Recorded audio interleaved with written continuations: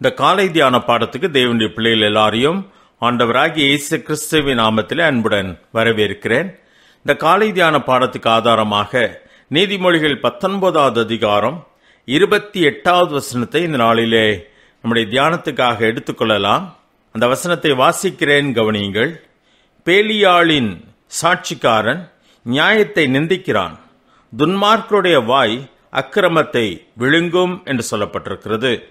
பேலியால் என்று சொல்லும் பொழுது அன்காட்லி என்று சொல்லி ஆங்கிலத்திலே சொல்லப்பட்டிருக்கிறது.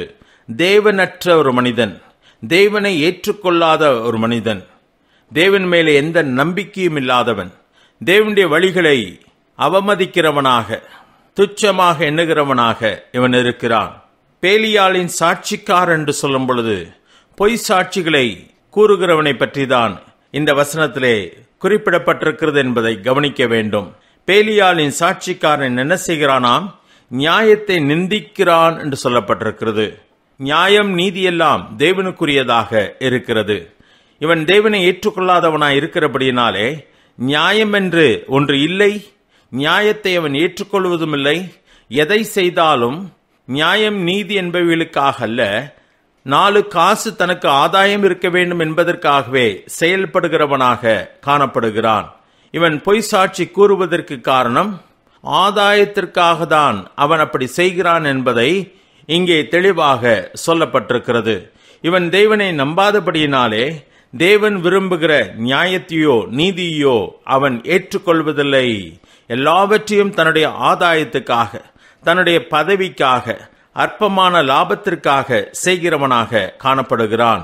1 சாமுவேலின் புஸ்தகம் 2வது அதிகாரம் 12ஆம் வசனத்திலே வாசிப்போமானால், ஏலியின் குமாரர் பேலியாளின் மக்களாய் இருந்தார்கள், அவர்கள் கர்த்தரை அறியவில்லை என்று சொல்லப்பட்டிருக்கிறது. அவர்கள் ஆசாரியர்களாயிருந்தார்கள், கர்த்தரின் பணியை தான் செய்து கொண்டிருந்தார்கள், ஆனால் கர்த்தரையோ அறியவில்லை. ஏலியும் ஆசாரியனாயிருந்தான், அதனாலே அவனுடைய பிள்ளைகளும் அதே பணியை செய்து கொண்டிருந்தார்கள், ஆனால் அவர்களோ கர்த்தரை அறியவில்லை. கர்த்தரை அறியாததினாலே தேவனுடைய ஒழுங்குகளை அவர்கள் ஏற்றுக்கொள்ளவில்லை, தேவனுடைய கட்டளைகளை அவர்கள் கை கொள்ளவில்லை, அதை அவர்கள் நிந்தித்தார்கள் என்பதை வேதம் தெளிவாக சொல்லுகிறது. இந்த மக்கள் பேலியாளின் மக்களாய் இருந்தபடியினாலே தேவனுடைய காணிக்கையை கூட அவர்கள் அற்பமாக எண்ணி தங்களுடைய இஷ்டப்படி அதை கையாண்டார்கள் என்று சொல்லி இந்த 2வது அதிகாரம் 16வது வசனத்திலே வாசிக்கிறோம். தாங்கள் விரும்புகிறபடி ஜனங்களுடைய கையிலிருந்து காணிக்கைகளை அவர்கள் வலுக்கட்டாயமாக பலவந்தமாக எடுத்துக்கொண்டார்கள் சொல்லி இந்த வசனத்திலே வாசிக்கிறோம். அதனாலே ஜனங்கள் தூர இடத்திலிருந்து தேவனுக்கு காணிக்கை செலுத்தும்படியாக வந்த பொழுதும் அவர்கள் சந்தோஷமாய் அந்த காணிக்கையை கர்த்தருக்கு செலுத்தாமல் அவர்களை இவர்கள் வேதனைப்படுத்தினார்கள். 17வது வசனம் கடைசியிலே வாசிக்கும் பொழுது மனுஷர் கர்த்தரின் காணிக்கையை வெறுப்பாய் எண்ணினார்கள் என்று சொல்லி வாசிக்கிறோம். ஏன் வெறுப்பாய் எண்ணினார்கள்? அவர்கள் கர்த்தருக்கு காணிக்கையை கொண்டு வந்த பிரகாரம் சந்தோஷமாய் செலுத்த முடியவில்லை. இவர்களோ அதை பாதியிலே பிடுங்கிக் கொண்டு போய்விட்டார்கள். அது மட்டுமல்ல, 22வது வசனத்துக்கு வருவோமானால், இந்த ஆசாரியர்கள் ஏலியின் குமாரர் ஆசரிப்பு கூடாரத்தின் வாசலில் கூடுகிற ஸ்திரீகளோடு தவறாக நடந்து கொண்டார்கள், தவறான காரியத்தை செய்கிறவர்களாக இருந்தார்கள். இவர்கள்தான் பேலியாளின் மக்கள். தேவனுடைய நீதி நியாயங்களை பற்றி கவலைப்படாதவர்கள், அதை அவர்கள் நிந்திக்கிறார்கள் என்று சொல்லி நீதிமொழிகளிலே வாசிக்கிறோம். நிந்திக்கிறார்கள் என்று சொன்னால் தங்கள் வாயினாலே அவர்கள் நிந்திக்கவில்லை, தங்கள் வாழ்க்கையினாலே, தங்கள் செய்கைகளினாலே கர்த்தருடைய ஒழுங்குகளை நிந்திக்கிறவர்களாக, நியாயம் நீதிகளை நிந்திக்கிறவர்களாக இருந்தார்கள் என்பதுதான் உண்மையான ஒரு காரியம். 1 ராஜாக்கள் 21வது அதிகாரம் 25ஆம் வசனத்திலே வாசிக்கும் பொழுது ஆகாப்பை பற்றி வாசிக்கிறோம்.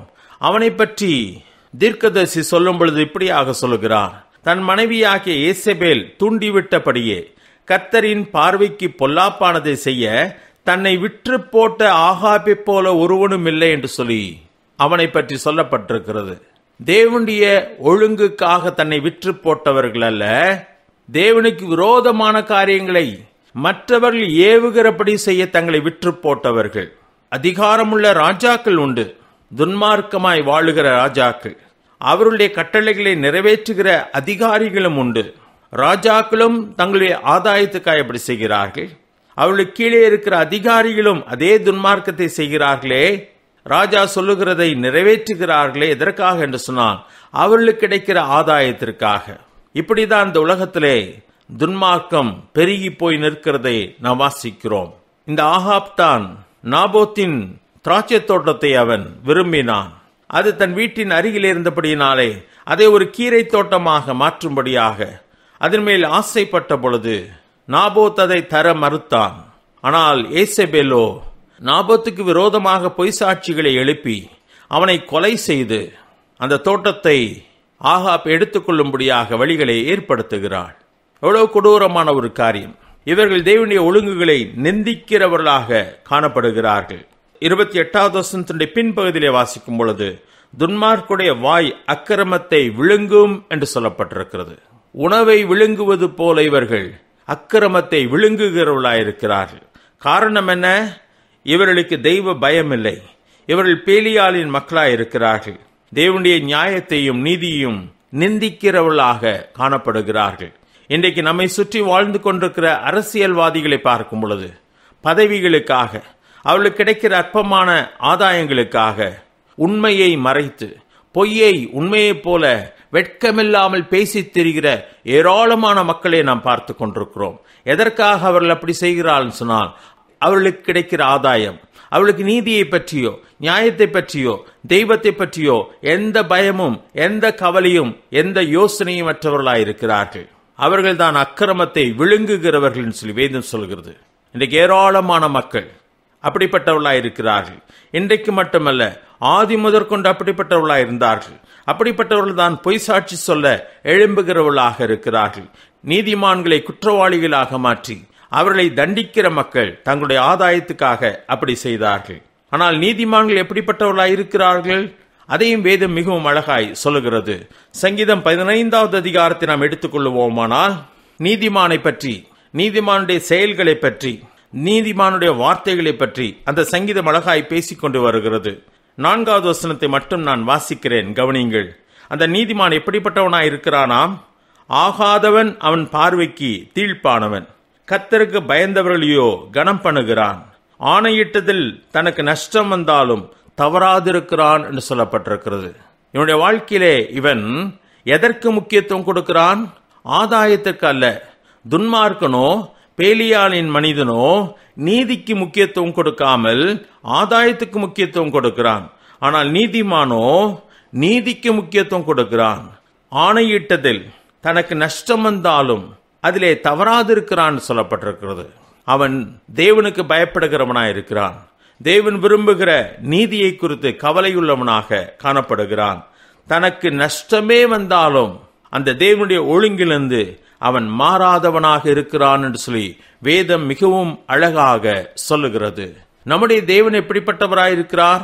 ஏசாயா 11வது அதிகாரம் 5வது வசனத்தை வாசிப்போமானால், நீதி அவருக்கு அரைக்கட்டும், சத்தியம் அவருக்கு இடைக்கட்சியுமாய் இருக்கும் என்று சொல்லி நம்முடைய ஆண்டவருடைய நீதியை பற்றியும் அவருடைய உண்மையை பற்றியும் அழகாய் வேதம் சொல்லுகிறது. அதை பற்றி ஏராளமான காரியங்களை வேதாந்தத்திலே வாசிக்கிறோம். நம்முடைய தேவன் நீதியின் தேவனாக இருக்கிறார். கடைசி நாளிலே அவர் உலகத்தை நியாயந்திருக்கும் பொழுது வெளிப்படுத்தின விசேஷம் 16வது அதிகாரம் 5வது வசனத்தை வாசிக்கிறேன் பாருங்கள். அப்பொழுது தண்ணீர்களின் தூதன், இருக்கிறவரும் இருந்தவரும் பரிசுத்தரும் ஆகிய தேவரீர், இப்படி நியாயம் தீர்க்க நீதியுள்ளவராயிருக்கிறீர் என்று சொல்லி அவரை புகழ்ந்தார்கள் சொல்லி வாசிக்கிறோம். ஏராளமான காரியங்களை நம்மால் வாசிக்க முடியும். தேவனுடைய வசனமானது நம்முடைய தேவன் எப்படி நீதியுள்ளவராய் இருக்கிறார் என்பதை தெளிவாக வேதம் சொல்லுகிறது. அதனால்தான் அவரை பின்பற்றுகிற நானும் நீங்களும் நீதி உள்ளவர்களாக இருக்க வேண்டும். 19வது அதிகாரம் 11வது வசனத்தை வாசிப்போமானால், பின்பு பரலோகம் திறந்திருக்க கண்டேன், இதோ ஒரு வெள்ளை குதிரை காணப்பட்டது, அதன் மேல் ஏறி இருந்தவர் உண்மையும் சத்தியம் உள்ளவர் எனப்பட்டவர், அவர் நீதியாக நியாயம் தீர்த்து யுத்தம் பண்ணுகிறார் என்று சொல்லி வாசிக்கிறோம். ஆம், அவர் நீதியாய் நியாயம் தீர்த்து யுத்தம் பண்ணுகிறவராக இருக்கிறார். நம்முடைய தேவன் நீதி உள்ளவர். அதனால் நானும் நீங்களும் நீதி செய்கிறவர்களாக, நீதி உள்ளவர்களாய் காணப்பட வேண்டும். நான் பரிசுத்தர், ஆகையால் நீங்களும் உங்கள் செய்கைகள் எல்லாவற்றிலேயும் பரிசுத்தர்களாய் இருங்கள் என்று சொல்லி பேதுருவிலே வாசிக்கிறோம். நாம் எப்படிப்பட்டவர்களாய் இருக்கிறோம்? பேலியாளின் மக்கள் நியாயத்தை நிந்திக்கிறவர்களாக இருக்கிறாள். துன்மார்க்கருடைய வாய் அக்கிரமத்தை விழுங்கும் என்று சொல்லி வாசிக்கிறோம். இந்த உலகத்தில் எப்படிப்பட்ட மக்களை தான் நாம் பார்க்கிறோம். ஆனால் நீங்களும் நானும் நீதியுள்ள தேவனை பின்பற்றுகிறபடினாலே நாம் நீதி தவறாதவர்களாக, நமக்கு நஷ்டமே வந்தாலும் தேவனுடைய ஒழுங்கை விட்டு மாறாதவர்களாக, தேவனுக்கு பயப்படுகிறவர்களாக, தேவனுடைய சித்தத்தை இந்த பூமியிலே செய்கிறவர்களாய் வாழுவோம். அதனுடைய ஆசீர்வாதம் நமக்கு உண்டு என்பதிலே சந்தேகமில்லை. பரலோகத்திலே தேவன் நமக்காக அதற்குரிய பிரதிபலன்களை வைத்திருக்கிறார். கர்த்தர் தாம் இந்த வார்த்தைகளை ஆசீர்வதிப்பாராக. ஆமென்.